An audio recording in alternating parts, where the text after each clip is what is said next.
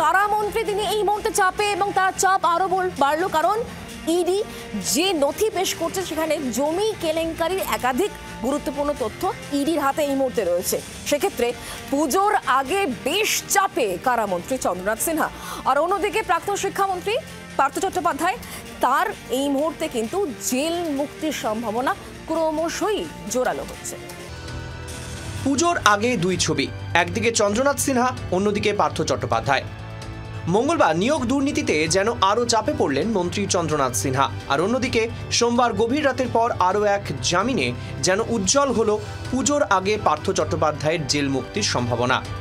মঙ্গলবার নগর দায়রা আদালতে সিবিআইয়ের বিশেষ আদালতে হাজির ছিলেন মন্ত্রী চন্দ্রনাথ সিনহা। এদিন চন্দ্রনাথের মাথায় যেন বিপদের ঘণ্টা ঝুলছিল, কারণ এদিনের শুনানিতে চন্দ্রনাথ জামিন না পেলে জেল হতে পারত তার ঠিকানা। শেষ মুহূর্তে হিসেব পেশের যুক্তি খাড়া করে আপাতত 19শে সেপ্টেম্বর পর্যন্ত সময় পেয়েছেন চন্দ্রনাথ সিনহা। মঙ্গলবার চন্দ্রনাথের বিরুদ্ধে জায়গা জমি সংক্রান্ত নানা তথ্য পেশ করে ইডি। নিয়োগ দুর্নীতির অর্থ কি জমিতে বিনিয়োগ? ইডির তথ্যে জল্পনা বেড়েছে। জমি কেলেঙ্কারির অভিযোগের জবাব দিতে আদালতে সময় চান চন্দ্রনাথের আইনজীবী। শনিবার সকাল 11টায় তাকে ফের হাজিরা দেওয়ার নির্দেশ দেন বিচারক। চন্দ্রনাথ সিনহাকে হেফাজতে চেয়ে ইডির আবেদনের শুনানি পিছিয়ে গেল শনিবার পর্যন্ত।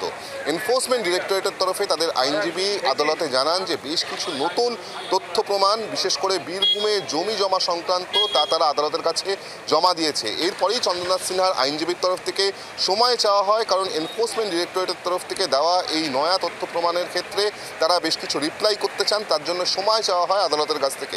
আশা রাখি নেক্সট দিনে সুবিচার পাবো। কিন্তু আজকে নতুন তথ্য প্রমাণ দেওয়ার কথা বলছি, সে দিয়েছে, দেখা যাবে, আমাদের তো উত্তর দিতে হবে, উত্তর সঠিক সময় উত্তর দেবো। আপনার যে 12 কোটি টাকার সম্পত্তি সেটা হিসাব বহির্ভূত বলে জানাচ্ছে ইডি, সেটা প্রমাণ হয়ে পড়ে। মন্ত্রী চন্দ্রনাথের বিরুদ্ধে ইডির অভিযোগ, নিয়োগ দুর্নীতিতে 159 জন প্রার্থীর তালিকা দিয়েছিলেন।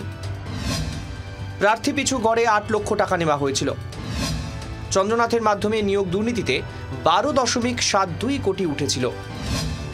নিয়োগ দুর্নীতিতে চন্দ্রনাথের বাড়ি থেকে ইডি 41 লক্ষ টাকা উদ্ধার করেছিল। বলতে গেলে চন্দ্রনাথের বড় চ্যালেঞ্জ 13 কোটি। বিরোধী দলনেতা শুভেন্দু অধিকারীর দাবি, চার্জশিট পেশ হয়েছে মানে চন্দ্রনাথকে এবার জেলে যেতেই হবে।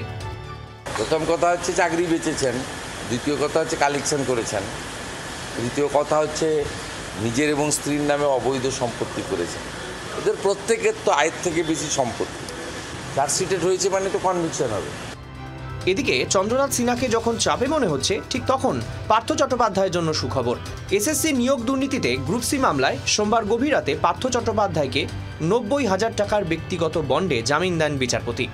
পার্থর সামনে এখন শুধুই প্রাথমিক নিয়োগ দুর্নীতির জামিন মামলা, যার শুনানি শেষের পর সোমবার রায়দান স্থগিত রেখেছেন বিচারপতি। 22 তারিখ এই রায় ঘোষণার সম্ভাবনা আছে।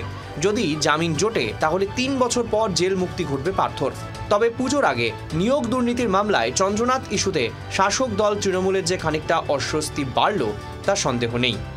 এনফোর্সমেন্ট ডিরেক্টরেটের হেফাজত নাকি জামিন অব্যাহত থাকবে চন্দ্রনাথ সিনহার, তা বোঝা যাবে শনিবারই।